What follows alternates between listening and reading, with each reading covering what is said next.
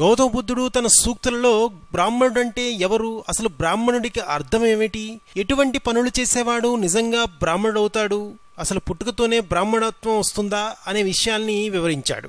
వాటిని ఇప్పుడు మనం తెలుసుకుందాం. జన్మ వలన ఎవడు బ్రాహ్మణుడు కాదట, ఒకడు చేసే పనులను బట్టి బ్రాహ్మణుడు అవుతాడు. మనుషులలో జాతులుగా విడగొట్టే లక్షణాలంటూ ఏవీ ఉండవు. ఆవులను పెంచుకునేవాడు కర్షకుడవుతాడు కానీ బ్రాహ్మణుడు కాదు. ఏ వృత్తి చేసేవాడు ఆ వృత్తి కారకుడవుతాడు కానీ బ్రాహ్మణుడు కాదు. వ్యాపారం చేసేవాడు వ్యాపారి అవుతాడు కానీ బ్రాహ్మణుడు కాదు. ఇతరులకు సేవ చేసేవాడు సేవకుడు అవుతాడు కానీ బ్రాహ్మణుడు కాదు. మనుషులలో దొంగతనం చేసేవాడు దొంగ అవుతాడు కానీ బ్రాహ్మణుడు కాదు. అనగా మనుషులలో లక్షణాలను బట్టి జాతులు విడిపోవు. ఇక విలువిద్య మీద జీవించేవాడు సైనికుడు అవుతాడు కానీ బ్రాహ్మణుడు కాదు.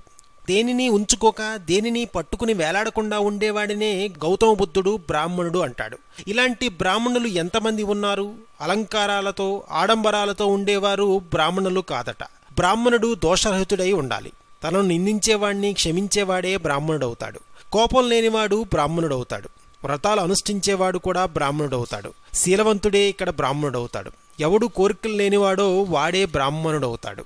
ఇక ఎవడు వినమ్రుడో వాడే బ్రాహ్మణుడు. తామరాకు మీద నీటి బిందువులు, సూది మీద నువ్వు గింజలు, కామసుఖాలకు అతీతంగా ఉండేవాడే బ్రాహ్మణుడు. స్థిర నివాసం లేకుండా సంచరించేవాడే బ్రాహ్మణుడు.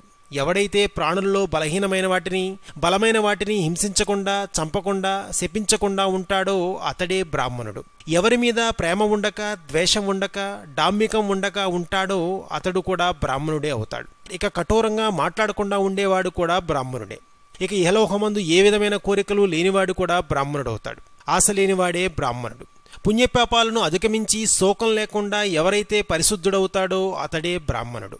మచ్చలేనివాడు, శుద్ధుడు, ప్రసన్న చిత్తుడు, చికాకు లేనివాడు, ఆనందాన్ని నాశనం చేయనివాడే బ్రాహ్మణుడవుతాడు. సంసారం మీద మోహం లేనివాడే బ్రాహ్మణుడు. ఈ ప్రపంచంలో పేరు గోత్రాలు ఒట్టి పదాలు మాత్రమే.